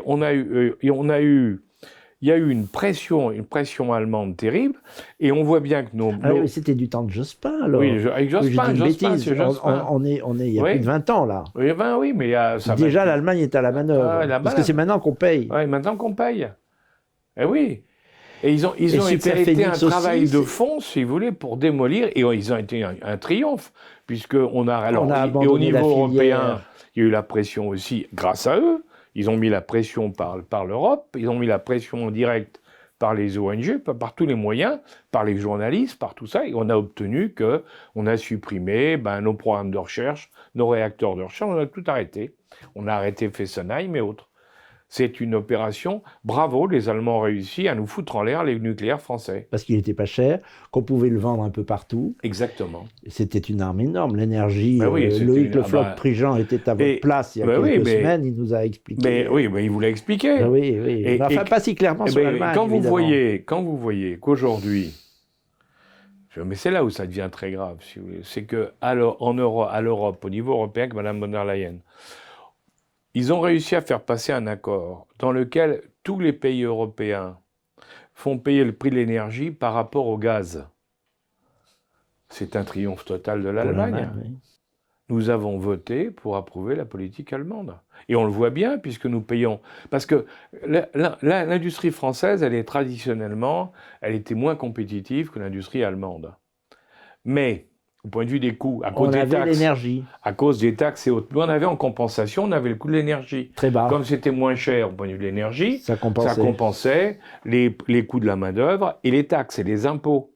Bon, à partir du moment où on est au même niveau que les autres, on nous ramène au niveau du gaz, le seul avantage compétitif qu'on avait par rapport aux autres, on l'a plus. Donc c'est de l'assassinat, si vous voulez. Pauvre pays. Là, on est dans la guerre économique. Je parlais de... Oui, typiquement. Ah, totalement. Mais c'est la guerre. C'est la guerre. Mais c'est la guerre que les Alliés nous mènent. Je dis les Alliés parce que... Mais les pires, vous savez, les pires ennemis sont souvent à côté de nous. Évidemment, quand on veut mettre un coup de pied à quelqu'un, il vaut mieux être à côté de lui, sinon on tombe dans le vide. C'est pas à distance. Hein.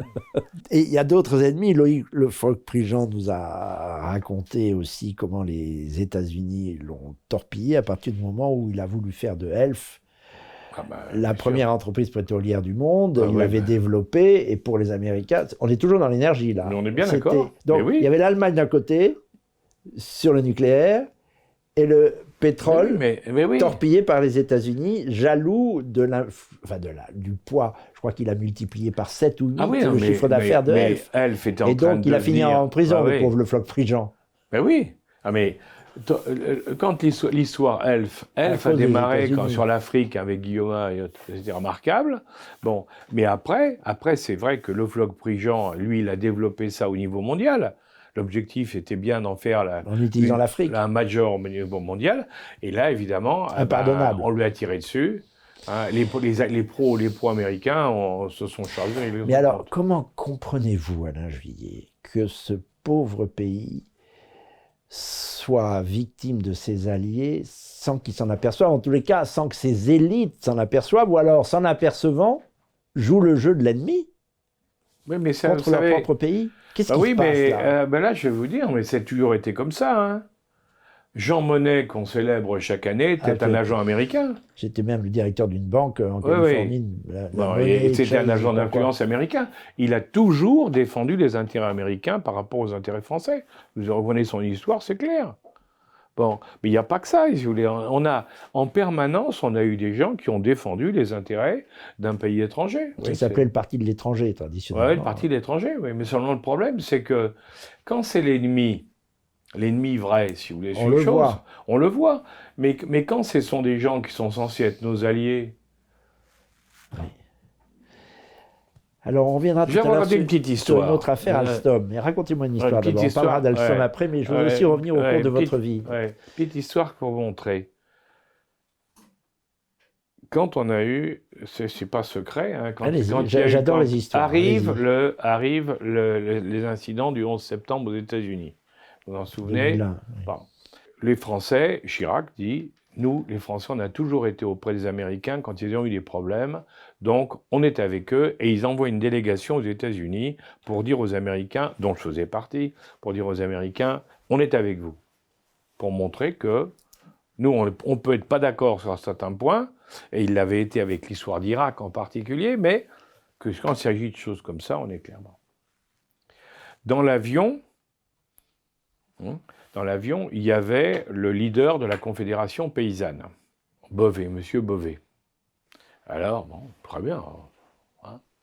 On arrive à l'aéroport à Washington, et aux surprises, nous, bien sûr, on passe par les contrôles de douane, de police et tout, et on voit les officiers américains de l'immigration qui viennent prendre Beauvais à l'entrée de l'avion et qui l'emmènent sans passer les contrôles. C'est fascinant.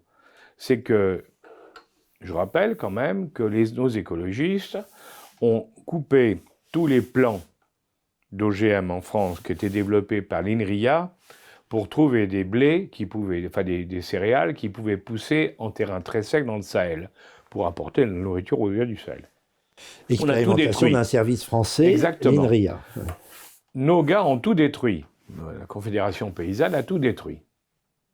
OK ? Qu'est-ce qui s'est passé? Il y avait une autre société qui avait développé des recherches, c'était Monsanto. Et comme les Français ne pouvaient plus vendre, on n'avait plus rien, on est passé à Monsanto. C'est Monsanto qui a été acheté par les pays sahéliens. Merci les écologistes. Merci les écologistes. Et c'est là, vous voyez, quand... Mais comment des Français peuvent-ils ne pas avoir conscience qu'ils desservent leur pays consciemment au bénéfice de puissances étrangères? Par idéologie. Ouais, mais c'est... Oui. C'est comme les communistes, en fait. Ouais, mais je pense que c'est par idéologie. Mais c'est vrai que... C'est-à-dire qu'il y a plus important que la France. Maintenant, d'un autre côté, je pense qu'il y a deux choses. Hein. Il y a ce que Lénine appelait les idiots utiles. Hein. Ben, c'est ça. Il y a ceux qui pensent sincèrement que c'est peut-être mieux, ça va peut-être améliorer les choses. Il y en a, des gens, des idéalistes et autres. Mais la grande majorité, ils ne se rendent pas compte qu'ils sont manipulés. C'est terrible ce que vous dites. J'aimerais qu'on dise deux mots de l'histoire de l'affaire Alstom, qui est aussi très significative. Dans l'affaire Alstom, il y a plusieurs éléments très intéressants. Il y a le fait que les Américains sont leaders dans le monde des turbines, dans le marché des turbines, sauf dans une catégorie, les fameuses turbines Arabelle, où les Français sont là, donc c'est insupportable pour les Américains, ils doivent être premiers partout, donc et ça, c'était Alstom qui les produisait. Très utile, notamment pour les sous-marins. Alors voilà, ça c'est le premier point. Deuxième, si on prend l'affaire Alstom, c'est que la vente des turbines Arabelle, les turbines Arabelle sont celles qu'on utilise pour les sous-marins atomiques. Donc, en vendant les turbines aux Américains et sachant qu'à ce moment-là, ils peuvent nous empêcher, ils peuvent ne pas les fournir, enfin, tout est possible. Ils les ont pour eux, oui. Hein, exactement, on se met sous la dépendance des Américains pour le nucléaire. C'est insupportable, c'est inacceptable. Mais ça, c'est la France qui l'a accepté. Non, mais je vous dis pas le contraire. C'est des gouvernements français. Ouais, c'est le gouvernement français qui a fermé les yeux. Bon, et même avant Macron. Oui, mais attendez, même avant, parce que c'était avant que Macron arrive au pouvoir.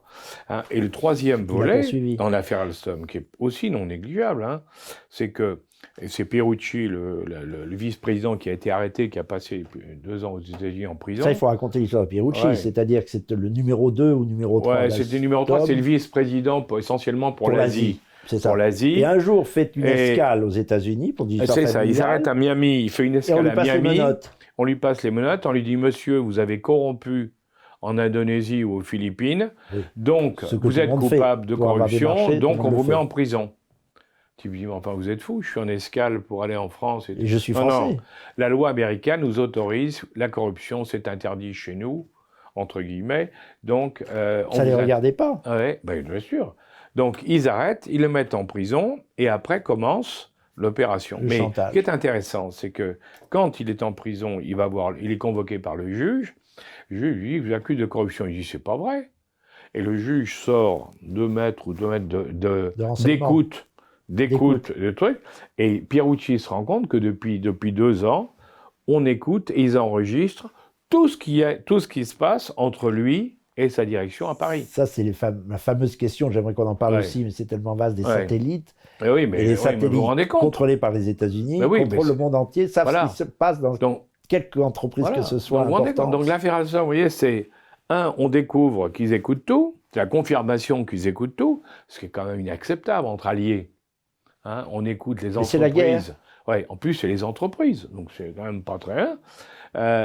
On accepte, un État accepte de vendre un truc qui est stratégique pour les sous-marins nucléaires, deuxième truc, et troisièmement, on n'est pas capable de défendre un secteur du marché dans lequel on est leader mondial. Alors, restons sur Pierucci, parce que c'est un acte de guerre, d'arrêter le numéro 3 d'une des plus grandes entreprises françaises, parce qu'il fait une escale. Qu'est-ce qui va se passer ? Le président de la société, il va négocier. Monsieur Cron, pourquoi ? Parce que les Américains lui disent, Monsieur Cron, vous avez bien compris que vous allez avoir une énorme amende. Et puis non seulement vous allez avoir une énorme amende, mais on va interdire, vous et vos actionnaires, votre comité de direction, d'aller dorénavant aux États-Unis. Donc, monsieur, il y a une autre solution, bien sûr, c'est que vous nous vendiez les turbines Arabelle. Avec peut-être au passage pour M. Cron alors pour M. Cron, en plus, il y a un petit pourcentage financier qui va lui être donné, qui va être versé hors de France. Pas si petit que ça. Voilà, donc c'est tout. Et voilà. Et là, c'est Bercy qui va accepter la vente. Hein, il va accepter la vente et qui va accepter que M. Cron touche de l'argent. Ça, c'est Bercy à l'époque de Macron. Alors, oui. Oui, mais enfin, ça, c'est la trahison nationale dans toute sa splendeur, outre la corruption. Ça pose un problème. Alors, si vous voulez, on peut habiller ça, on peut appeler ça trahison, incompétence, tout ce que vous voudrez. Mais il y a un vrai problème de fond. Il y a un vrai problème de fond. Et c'est la guerre. Ah, mais c'est ce que je vous disais. Pour moi, si vous voulez, et ça, c'est ce qu'on découvre quand on travaille dans l'intelligence économique, hein, c'est que la guerre, elle est partout, elle est permanente. Alors finalement, le jeune Alain Juillet, qui a 19 ou 20 ans, tellement précoce, ou 21 ans, dit non, je ne préparerai pas l'ENA, je ne me lancerai pas dans de grandes carrières brillantes, mais je ferai du renseignement. Et l'intuition que vous aviez très jeune, à 20 ans, s'est révélée la bonne pour servir le pays. C'est ce qu'il y a, il y a rien de plus important à faire que ça. C'est-à-dire suivre ce qui se passe dans les coulisses, on peut dire, et le déjouer, et si on n'arrive pas à le déjouer, le mettre sur la place publique. Absolument. C'est ce que vous faites. C'est le travail de la recherche du dessous des cartes, la compréhension du dessous des cartes. Et maintenant, on commence à comprendre ce que ça veut dire. Alors, à l'époque, c'est vrai que c'était peu compris. Hein. Moi, je vous citais tout à l'heure de Marolles. De Marolles, il a été le patron du service action, directeur du renseignement de la DGSE, et après, il est devenu conseiller de Elf, justement, en géopolitique et en stratégie. Et il avait écrit un bouquin, à l'époque, un petit bouquin sur le monde, l'évolution du monde, qui était prémonitoire, qui était justement... Et moi, je voulais ce genre de truc, en lisant des choses comme ça, et en discutant avec l'auteur, bon, ben, on se rendait compte qu'il y a quand même... il faut avoir une vision, il faut sortir de la pensée préconçue qu'on nous balance, et voilà. Mais alors, c'est neuf ça, parce que vous citiez tout à l'heure un grand chef du SDEC, à l'époque, Oui. des renseignements français, Alexandre de Maran. Absolument. Alors lui était obsédé par le danger communiste. Si j'ai Ah oui, bien là, compris. alors, lui, c'est particulier. Mais il ne s'intéressait pas à l'intelligence économique. Mais absolument pas. Et les Français s'y intéressaient pas. Ah non, mais, on leur tendait la laine sur le dos. Non, et mais en plus de ça Marange, suffit. il était moitié français, moitié américain. Oui, je sais bien, donc, oui. avec sa femme était anglaise. Donc Oui, c'était, oui, je sais bien, il oui. était atlantiste. Hein, c'est le moins qu'on puisse C'est dire. pour ça que Giscard l'a nommé. Ah ouais, exactement. Il était atlantiste. Mais il faisait le boulot. Hein, mais il avait une Contre vision... les communistes, contre la Russie. Mais c'était à l'époque, le problème, c'était les communistes. Donc c'était la lutte contre le communisme. Et là, il a été... Eh oui, mais est-ce que c'était le problème? C'était un problème parmi tant d'autres. Mais on a laissé passer d'autres choses. Eh oui, c'est ça. On est Mais vous trompé savez, par l'alliance. L'intelligence économique dans les services, c'est très récent hein, qu'ils s'en occupent. Hein. Et Moi, je peux vous, vous dire que vous quand être un peu à j'étais- l'origine de Oui, du mais développement moi, de j'ai eu l'intelligence énormément de économique. mal à l'époque dans les services, parce que je me souviens, là, c'est pas un secret de dire que beaucoup de mes collaborateurs me disaient, mais enfin, monsieur, on va quand même pas donner à des sociétés privées des informations qu'on a recueillies au nom de l'État. À quoi je leur disais, mais attendez, mais qui même paye chose. les impôts? Est-ce que vous avez réfléchi à qui paye les impôts? Qui est-ce qui vous paye? Ça, aux États-Unis, C'est bien les bénéfices aux d'entreprises États-Unis, privées. c'est une frontière qu'ils Hein, ne et puis connaissent pas, ça. l'entreprise hein. privée, c'est de l'emploi français, donc c'est du niveau de vie, c'est du PIB et tout. Mais les gens, ils ne voulaient pas l'admettre. Hein. Si vous voulez, l'évolution a été très progressive. Il n'y a que depuis peu de temps, il faut bien le dire, hein, que les services ont compris que c'était un élément essentiel du problème. Et alors, donc on en arrive à cette période qui vous met à la tête du service renseignement de la DGSE, l'ancien SDES devenu DGSE, et là vous découvrez des services secrets, comme on dit langage courant français. Dans quel état? Est-ce qu'on est bon? En gros, pardon de la question un peu bébête. Oui, on est bon. Bon, si vous voulez, le problème des services... Parce que les Anglais sont bons, les Russes sont bons, les Chinois sont bons, les Israéliens sont bons, le très bons, les Mossad. Américains sont bons. On se situe où dans Vous cette savez, nébuleuse? on est dans les 5 premiers quand même, on n'est pas mauvais, non, on n'est pas Ah oui. mauvais. On est bien meilleur que les Allemands, par exemple. Alors là, oui, dans ce domaine, on est meilleur que les Allemands, il n'y a pas de doute. Ah oui, ils ont des Ah, vertus de voilà. management, d'organisation, mais Ah, le mais par contre, renseignement, moi, c'est je autre pense que chose. vous avez les Chinois, les Russes, les Américains, les Chinois, les Russes, les Israéliens, les Anglais et nous. Voilà. Là, c'est le top 6. Mais les États-Unis et les Chinois sont beaucoup plus Ah mieux oui, bah, dotés. bien sûr, je ils ont des pense. moyens. hein, Combien aviez-vous de personnel Ah bah non, mais à l'époque, on n'était pas nombreux. Quelques hein, milliers. Non, même pas, on n'était même pas ça. Maintenant, ils sont 7-8 000, mais à l'époque, on était beaucoup moins que ça. Ah oui. Donc, non, il y Et avait... les États-Unis, c'est plus de 100 000 bah, agents, les- la CIA, et bah, puis la nébuleuse rien. du Les renseignement. États-Unis, rien qu'en clandestin, ils sont à plus de 60 000. Ah oui, et les officiels? Pareil. Plus, beaucoup plus. Ça explique bien des choses. C'est pas la même chose, bien sûr, c'est comme les Chinois. les C'est Chinois, un autre pareil. gouvernement, c'est un gouvernement du monde, presque à soi seul. Mais oui, ça. mais si vous voulez, les Américains ont parfaitement compris tout ce qu'ils pouvaient tirer parti, comment ils pouvaient tirer parti des services. En plus, ils ont quantité de services, hein, ils ont 11 services différents. Hein. Parce qu'on voit, on Puis parle ils de la écoutent CIA, tout. de la NSA, Ils ont des agents dans mais toutes il y a les grandes villes. mais il y a plein d'autres services. Ne serait-ce qu'à Paris, je crois qu'à Paris, on a l'honneur d'avoir le plus gros service Ouais, bah, ils ont- de la ouais, CIA ils d'Europe. écoutent bien aussi. Hein. Ils écoutent bien. Ils écoutent C'est bien. effrayant. Nos grands amis. Bah oui, mais ça c'est. Oui, mais si vous voulez. Il y a la c'est- fameuse. Mais c'est De Gaulle qui disait, on n'a pas d'amis. Les grands États n'ont pas d'amis. Exactement, on n'a pas d'amis. Hein. Mais alors, et Mitterrand a dit des choses, bon, je ne vais pas répéter cette phrase qu'on commence, c'est intéressant d'ailleurs à entendre beaucoup, nous sommes en guerre avec les États-Unis, une guerre impitoyable, mais oui. vitale, Mais sans les mort États-Unis- apparemment. ouais, mais les États-Unis, ce qu'il faut bien voir, mais je crois que c'est important dans le cadre du monde quand vous travaillez sur ce domaine-là, c'est de bien. Il ne s'agit pas de haïr ou de détester l'autre. L'autre, il fait. Chacun joue son jeu, Chacun joue son jeu. et Donc, pas nous. Quand les Pas Américains beaucoup. réussissent leur coup, moi, je dis bravo, chapeau, ils ont fait un joli coup, j'applaudis. Quand les Allemands réussissent un bon coup, je dis bravo les Allemands, ils ont réussi. Mais j'aimerais aussi que nous, on puisse dire, nous, on a réussi aussi. On en fait quelquefois un peu. Pas beaucoup. Insuffisamment, en tout cas, par rapport à d'autres. Elle est vraie, donc, cette phrase de Mitterrand. Ah oui, oui, mais il le savait Nous très sommes bien. en guerre avec les États-Unis. Mais il le savait très bien, il savait très bien. Mais si les gens sont honnêtes, ils vous le disent. Ils vous le disent qu'il y a une tension permanente. Vous savez, ce qu'il y a, c'est que nous, on avale les couleuvres. Regardez ce qui s'est passé au Niger. C'est très intéressant. Le Premier ministre du Niger, il y a 2 jours ou 3 jours. Je vais parler d'Afrique avec vous, mais on fera une prochaine fois. Ouais, si vous voulez. Le Niger, il y a 3 jours. On dit au Premier ministre du Niger, mais enfin, vous virez les Américains du Niger. Et il dit oui, ils nous ont parlé de manière insupportable. Alors on dit, qu'est-ce qu'ils vous ont dit? Ils disent, ben voilà, il y a une secrétaire d'État, je ne sais pas quoi, qui est arrivée, qui lui a dit, si jamais vous ne faites pas ce qu'on vous dit, vous aurez des sanctions. Et l'autre a dit, mais c'est inacceptable. Je suis souverain. Des menaces, je suis souverain. C'est inacceptable, donc je vous vire. Nous ne savons pas dire. Je vous vire. Et la base d'Agadez que vous avez montée avec vos 1000 militaires américains pour espionner toute la région, elle dégage. Au revoir.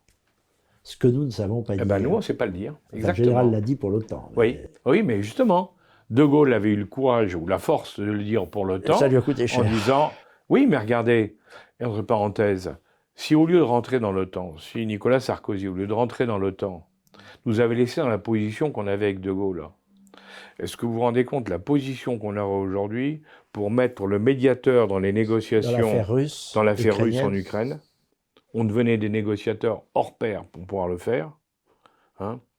Et on pouvait même jouer un rôle à Gaza. Alors, écoutez, est-ce que vous acceptez de revenir? Parce que je ne veux pas interrompre. Si vous voulez. On ne peut pas prolonger longtemps cette voulez. conversation très riche, je m'y attendais. Mais je voudrais reparler avec vous d'Afrique.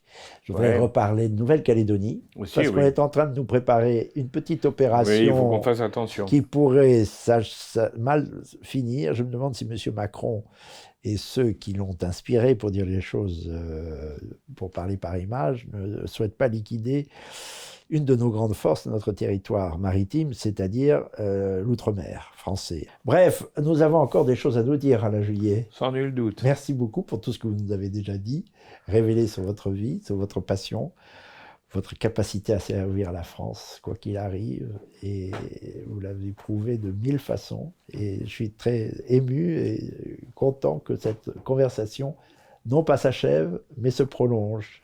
Merci. Merci Alain Julier. Merci à bientôt. Et à bientôt.